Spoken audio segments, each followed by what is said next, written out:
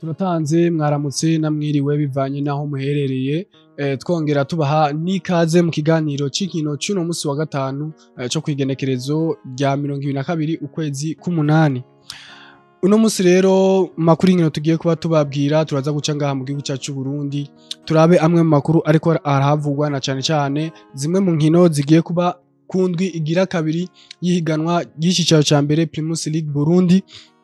Turaza kuva rero ngaha mu gihugu cyacu Burundi cyo duhita twerekeze ku mugabane Afrika naho tuze kuhaca turabe ibiriko biravugwa na cyane mu nkino za CHAN aho ubona yuko bageze muri kimwe cya kane gishira icyanyuma. Turaza kuva mu izo nkino twerekeze tunyaruka ku mugabane wa Buraya ahari amakuru agiye atandukanye na cyane mu isoko ry'igura n'igurisha aho tuza guca mu mugwi wa FC Barcelona tuze kuraba bamwe mu bakinyi bamaze kuba bongereza amasezerano ndetse n'abagiye kuba bayongereza. Turaza guca mu mugwi wa Real Madrid naho nyene turabiko biravugwa muri Liverpool aho ubona ko bitego gutanga amahera atari make ku mukinyi Alexander Isaac ubona wa Newcastle igumije ko cyane. Ayo rero namwe n'ayandi tubafite muri kino kiganiro nimusange ikaze.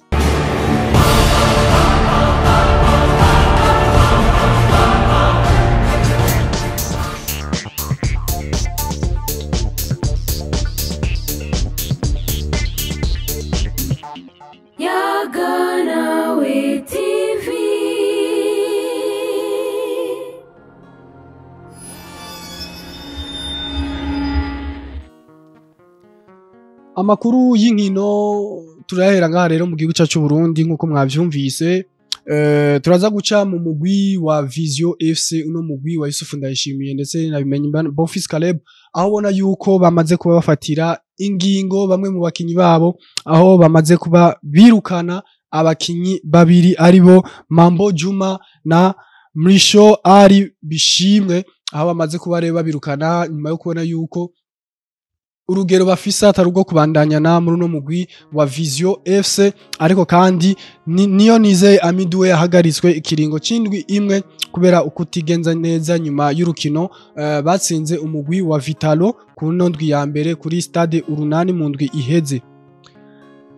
Ariko rero ikibazo aho kiri nuko nkuko bivugwa no mukinyi Juma nawe nyene aravuga yuko nivyo kuba baramwirukanye biratahuritse bagaseza amasezerano bari bafitaniye ariko ikibazo kiyo kirahaba nuko atariko arahabwa ico bitwa lettre de libération ishobora kumwemerera kuja mu mugwi uwari wose. Rero ubona ko ibibazo vyo bigihari muri no mugwi kandi nivyo umukinyi wamwirukanye uramuha lettre de libération kuko aca yigenga iyo mwamaze kuba musesa amasezerano.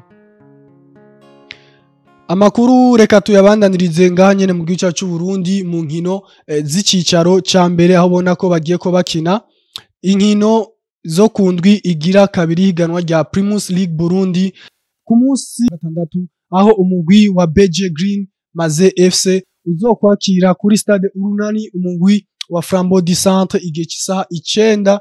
Rero akazoba bambikanye hagati yo migwi uko ari biri nayo umugwi wa Kayanza United uzokwakira ekipe ya Muzinga FC gukira igisirikare cy'u Burundi kuri stade Agatwaro hari ya Munara ya Kayanza. Nayo Garage Express izokwakira umugwi wa Burundi Sport Dynamique hari ya kuri stade Ingoma naho nyene igihe cy'isaha 9.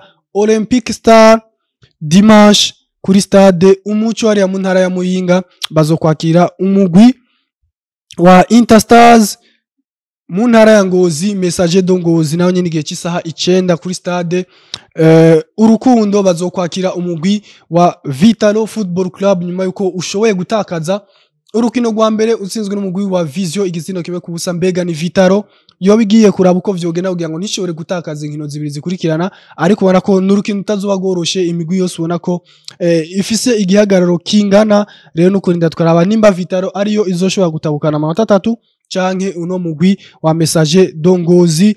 Aigle Noir nayo nyene izokwakira kuri Nkuru Nziza Peace Park Complex umugwi wa Vision FC nyuma yuko bari bashoye no kuba bahura kuri Aigle Noir Day. Umugwi wa Aigle Noir ukaza gutsinda umugwi wa Vision ibitsindo bigera kuri 3 kubusa. Nukurindira rero tukaraba nimba ari Vision igiye kubandanya yerekana ubukomezi bwayo mu gutsinda muri Primus League Burundi canke Aigle Noir nayo bandanya kuzokwerekana ko ari champion wo mwaka uheze. Nukurindira n'urwo rukino rero zora ari mu ntara ya Makamba ku munsi w'Imana igihe cy'isaha 9 Rukinzo umugwi wegukira igipolisi cy'u Burundi nawe uzokwakira umugwi wa Bumamuru FC hariya mu ntara ya Cibitoki kuri stade Urunani. Urukino ruzohereza indwi ya kabiri yiganwa rya Primus League Burundi ni Musongati izokwakira igihe cy'isaha 9 kuri stade Ingoma. Uno mugwi wo mu ntara ya Ngozi ari wo mugwi wa Ngozi City.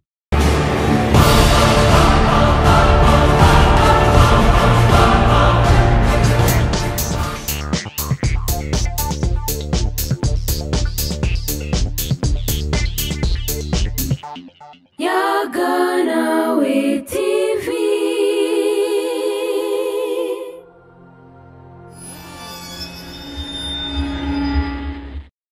Reka duce ku makuru ariko aravugwa ku mugabane wa Afrika. N'inkino za cyane aho ubona yuko bamaze kubagira muri kimwe ca kane gishira icyanyuma itariki 22 ariho uno munsi umugwi wa Kenya, umugwi serukiragihugu wa Kenya uza kuba wambikanye n'umugwi serukiragihugu wa Madagascar kuri Benjamin Mkapa mu gihugu ca Tanzania igihe cy'isaha 11 zo ku mugoroba. Rero niho ugo rukino ruza kuba ruba, nayo urundi rukino rutegekanijwe uno munsi ruza guhuza umugwi wa Tanzania, umugwi serukiragihugu wa Tanzania kuri Benjamin Mkapa nyene, aho baza kwakira igihugu ca Maroc. Abona ko ibintu rero itaza kuba vyoroshe ku munsi wejo igenekerezo rya 23 kuno kwezi turimwo igihe cy'isaha 11 umugwi serukiragihugu wa Uganda ubona kuzoba wakiriye umugwi serukiragihugu wa Senegal. N'urukino rutazoba goroshe nago nyene ruzobera kuri Mandela National Stadium. Rero nukurinda tukaraba hagati ya Senegal ndetse n'umugwi serukiragihugu wa Uganda uzoshobora gutsinda. Nayo Sudani uwo musi nyene wejo igihe cy'isaha 2 z'ijoro uzokwakira umugwi serukiragihugu wa Algeria, nabo nyene bakazoca batana mu mitwe. Rero uzotsinda hagati ya Kenya na Madagascar akazoca hura muri kimwe ca kabiri gishiri cyanyuma n'uzotsinda hagati ya Sudan ndetse na Algeria. Hama uzotsinda hagati ya Tanzania ndetse na Maroc azoca hura muri kimwe ca kabiri gishiri icyanyuma hagati y'uzotsinda Uganda na Senegal.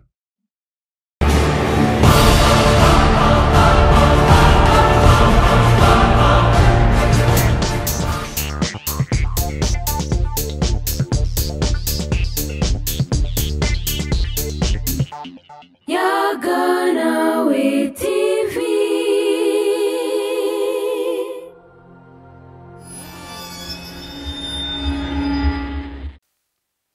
Reka twerekeze ku mugabane wa Buraya tunyaruka twihuta, aho ubona yuko ariko aravugwa amakuru menshi agiye atandukanye. Reka duhere makuru ariko aravugwa na cyane cyane mu isoko ry'igura n'igurisha n'iyongereza ry'amasezerano y'uno mukinyi Gilles Olivier Koundé, uno mu nimero 2 umugwi wa FC Barcelona mu Faransa. Rero aho ku munsi wejo byaje kuba ashira umukono ku masezerano mashasha agiye kwandanyiriza akinira umugwi wa FC Barcelona, aho yasinye amasezerano y'imyaka igera kuri 5 zo mugeza mu bihumbi 2030 akinira uno mugwi wa FC Barcelona. Ariko kandi inyuma ya Gilles Koundé ni Frankie de Jong, nyuma yuko ahinduye abasanzwe bamuhagarariye mu by'amategeko. Rero ku munsi wa kane aho ubona ko habaye imibonano ndetse na directeur sportif w'umugwi wa FC Barcelona ariwe Deco, bumvikana ko umukinyi agiye kuba yongereza amasezerano. Rero Frankie de Jong agiye kuba yongereza amasezerano mu mugwi wa FC Barcelona azomugeza mu bihumbi 2028. Ubona yuko rero Barcelona ibandanya kwibika ko abakinyi bayo, ubona ko tabakinyi ikeneye kuba yotakaza. Ariko kandi nyuma yuko umugwi wa FC Barcelona uje kuba usaba ishirahamwe ry'umupira w'amaguru ku mugabane wa Buraya ari ryo UEFA yuko urukino rwabo rwa mbere nimba boramuka bakirira muhira ko boshobora kwakirira hanze, nyuma yuko rero ishirahamwe rya UEFA rije kuvyanka ku munsi wejo uheze ku munsi wa gatanu baje kuba barungika abajejwe imigero n'ubwubatsi kugendera ikibuga Spotify Camp Nou kuraba aho ibikorwa bigeze. Vy'ukuri basanze ico kibuga kititeguye kwakira izo nkino, rero bakaba bahavuye babemerera yuko umugwi wa FC Barcelona urukino rwabo rwa mbere muri uno mwaka gwa Ligue des Champions ushobora kuzogwakirira hanze y'ikibuga Spotify Camp Nou. Muri Real Madrid nyuma yuko ubona yuko bamaze kubereka imiryango isohoka uno mukinyi akiri muto Rodrigo Goes no musatirizi w'umunyabrazil, ariko rero biragaragara ko umukinyi we ubwiwe atifuza kuva muri uno mugwi wa Real Madrid nkuko yamye bivuga mu misi iheze. Ni nako numwe mu banyamakuru Edu Aguirre w'ikinyamakuru El Chiringuito nawe nyene yamaze kuba avyemeza yuko uno mukinyi Rodrigo Goes atifuza kuva mu mugwi wa Real Madrid, we yifuza kuaguma nubwo umugwi wowo wifuza kumusohora, ariko nukurinda tukaraba narigi umugwi wa Manchester City uri kurerekana ubushake bwo kuza kugura uno mukinyi Rodrigo Goes. UEFA Champions League naho nyene turamenyesha yuko tirage au sort ingene imigwi izotomborana mu matsinda. Tirage au sort yagiye kuzoba kwigenekerezo rya 28 ukwezi kuno nyene ku 8 gihe c'isaha 12 zo ku munsi zo ku mugoroba ku munsi wa kane, ni mu ndwiza rero akaba ariho hagiye kuba itomborana ry'ingene imigwi izohura muri UEFA Champions League tugiye kuba dutangura mu kwezi kw'icenda. Umugwi wa Arsenal nawo ubona ko nyuma yuko uvunikishije umukinyi w'umudagi ariwe Kai Havertz agiye kumara igihe kitari gito, umugwi wa Arsenal waciye unyarukira gutanga ubusabe umugwi wa Crystal Palace nyuma yuko uno mukinyi Eberechi Eze yari yaje kuba yumvikana n'umugwi wa Tottenham kuba agiye kwimukiramo, ariko rero vyaje kuba bipfa bihomba ku kanyuma. Arsenal icinyuma umugwi wa Tottenham maze uza gusimbana uno mukinyi Eberechi Eze, ubona ko vyamaze kuba birangira amaze kuba bumvikana nyuma yaho barungikiye umugwi wa Crystal Palace ibahasha igera ku miliyoni 69. Rero Crystal Palace kaba yamaze kuba nayo yumvikana n'umugwi wa Arsenal kugira ngo bashobore kuba basenyesha uno mukinyi Eberechi Eze.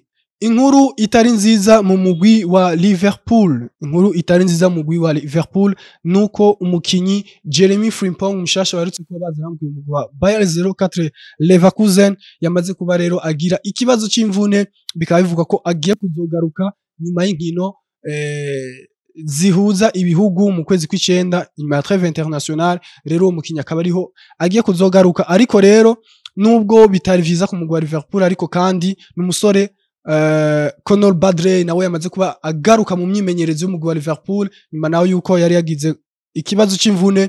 Rero nawe akaba yagarutse mu myimenyerezo, akaba asanzwe akina mu ico kibanza nyene Jeremy Frimpong yarasanzwe akinamwo. Rero vyabaye vyiza ku mugwi wa Liverpool.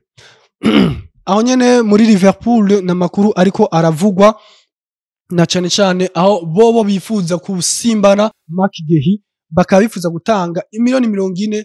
Rero ino ndwi nyene turimo akaba bifuza kuba ariyo barangirizamwo ino dossier y'uno musore kugira ngo barabe ko bashobora kumusimbana, ariko kandi Liverpool bandanya kumena amabanki, ubona ko kwifuza Alexander Isaac kumusimbana uno mwaka Liverpool itarabihagarika.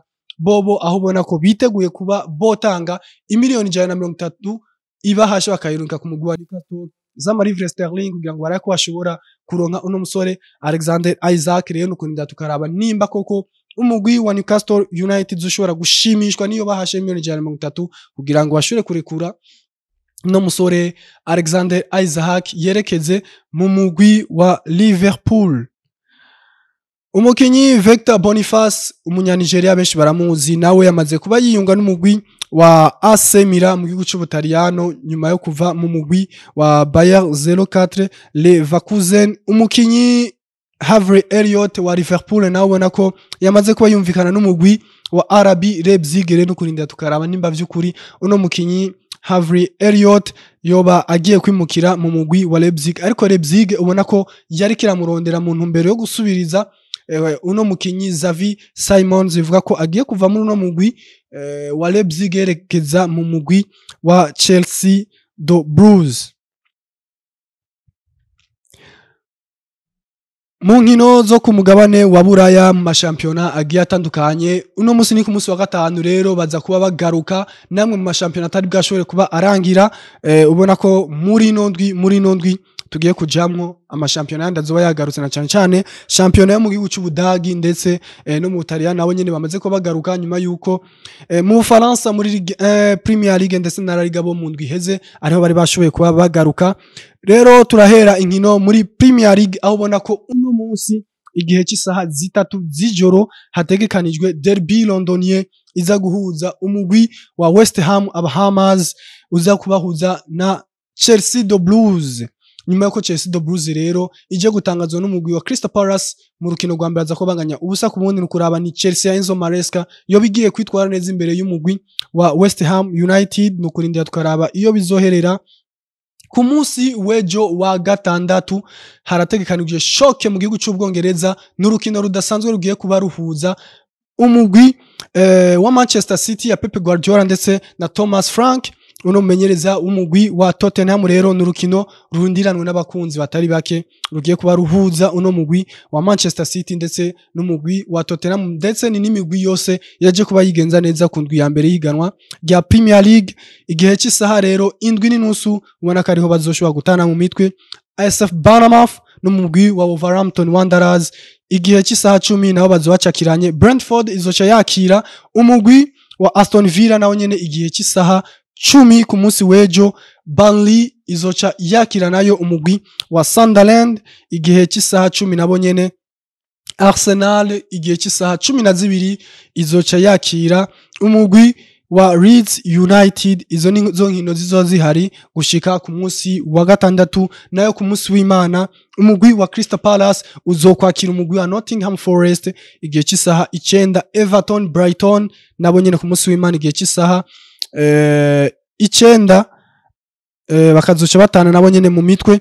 Fulham izoca yakira umugwi wa Manchester United nyuma yo gutsindwa na Arsenal ku ndwi ya mbere. Mbega ni Manchester United yo bigiye kuba irokora sezo yabo no mwaka mu kwitwara neza imbere y'umugwi wa Fulham naho nyene no kurindira tukaraba uko bizogenda. Nayo ku munsi wa mbere urukino rwa nyuma ruzosozera indwi ya kabiri muri Premier League n'umugwi wa Newcastle kuri St James Park ubona ko izokwakira umugwi wa Liverpool igihe cy'isaha 3 z'ijoro ku munsi wa mbere. Niho rero umugwi wa Newcastle United uzokwakira umugwi wa Liverpool.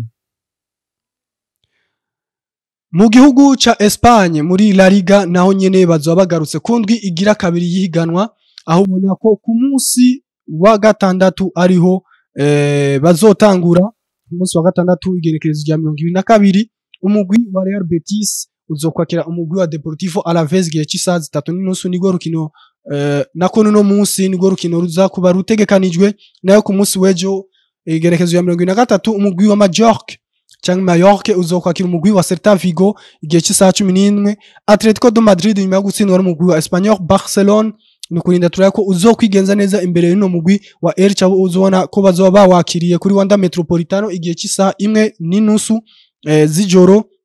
Nayo Levante igihe cy'isaha 3:30 z'ijoro uza kuba wakiriye umugwi wa FC Barcelona. Osasuna uzoca wakira umugwi wa Valence ku munsi w'Imana igihe cy'isaha 11 z'ijoro. Real Sociedad izocitana mu mitwe n'umugwi wa Espanyol Barcelona. Girona izokina n'umugwi wa Villarreal igihe cy'isaha 1:30 z'ijoro ku munsi w'Imana. Nayo Real Oviedo ku munsi w'Imana nyene izoca yakira umugwi wa Real Madrid igihe cy'isaha 3:30 z'ijoro. Nayo inkino zibiri zitegekanijwe ku munsi wa mbere zizosozera indwi ya kabiri y'igano rya La Liga n'inkino zizohuza umugwi wa Atletico Club de Bilbao ndetse n'umugwi wa Rayo Vallecano igihe cy'isaha 1:30 ku munsi wa mbere. Nayo umugwi wa FC Sevilla uzoca wakira umugwi wa Getafe igihe cy'isaha 3:30 z'ijoro. Reka tuza tubananiriza mu nkino zitegekanijwe muri Ligue 1 mu gihugu cy'Ufaransa, mu Butaliyano muri Serie A ndetse no muri Bundesliga mu gihugu cy'Ubudagi. Mu gihugu cy'Ufaransa uno munsi harategekanijwe urukino rw'umugwi wa Paris Saint-Germain uza kuba uhura n'umugwi wa Angers igihe cy'isaha 2:45 z'ijoro. Ku munsi wejo umugwi wa Olympique de Marseille ugiye kwakira umugwi wa Paris FC urika kuba uduguva mu cicaro ca mbere igihe cy'isaha 11 nayo OGC Nice uzokwakira umugwi wa Auxerre igihe cy'isaha imwe z'ijoro. Umugwi wa Olympique Lyonnais uzokwakira umugwi wa Metz igihe cy'isaha 3:05. Lorient uzohura n'umugwi wa Rennes igihe cy'isaha 5 ku munsi w'Imana. Le Havre Lens igihe cy'isaha 11:15. Brest na Toulouse kwayo masaha nyene igihe cy'isaha 11:15. Strasbourg yakire Nantes ku munsi w'Imana nyene igihe cy'isaha 11:15. nayo urukino ruzosozera indwi ya kabiri mu Faransa n'urukino ruzohuza urukino rudasanzwe urukino rukomeye ruzohuza no mugwi wa Lille ndetse no mugwi wa AS Monaco igihe cy'isaha 2:45. mu Butaliyano ni Genoa izotangura ku munsi w'ejo yuguruye ihiganwa aho izokwakira umugwi wa Lecce igihe cy'isaha 12:30 z'ijoro. Sassuolo yakira umugwi wa Naples usanzwe umenyerezwa nono mutama Antonio Conte igihe cy'isaha nyene 12:30 z'ijoro zo ku mugoroba. nayo umugwi wa AC Milan uzoca wakira Cremonese igihe cy'isaha 2:45. AS Rome ku munsi wa gatandatu nyene uzokwakira umugwi wa Bologna igihe cy'isaha 2:45. Cagliari yakire Fiorentina ku munsi w'Imana igihe cy'isaha 12:30. Como ya Cesca Fabregas izoca yakira umugwi wa Lazio de Rome igihe cy'isaha 12:30 ku munsi w'Imana nyene. Atalanta Bergamo izoca yakira umugwi wa Pisa igihe cy'isaha 2:45. nayo Juventus de Turin la Vieille Dame izokwakira umugwi wa Parme igihe cy'isaha 2:45. Udinese nayo iheze yakire ku munsi wa mbere umugwi wa Hellas Verona igihe cy'isaha 12:30. nayo rukino ruzosozera indwi ya mbere yihiganwa ry'Abataliyani Serie A ni Inter de Milan izokwakira umugwi wa Torino mu gihugu c'Ubudagi. uno munsi hategekanijwe urukino rudasanzwe urukino rukomeye ruza guhuza uno mugwi wa Bayern Munich ndetse no mugwi wa RB Leipzig akarugo rukino ruza kugurura ihiganwa rya Bundesliga uno munsi igihe cy'isaha 2:30 z'ijoro.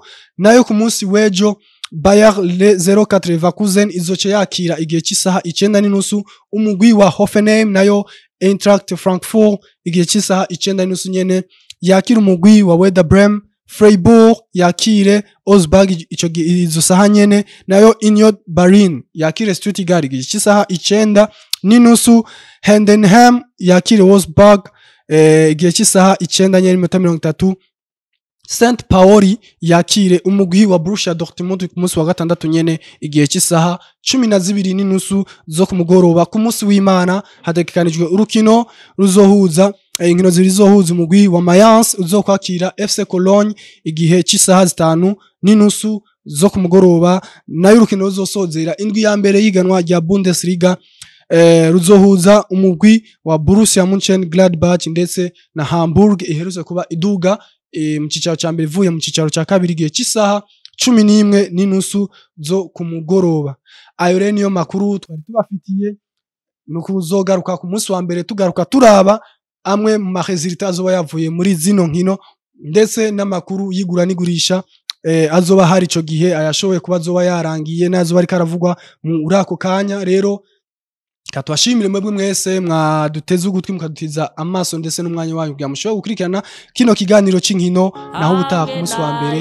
ciao ciao. Nawe TV ubwenge niwo mutima ubwenge niwo mutima.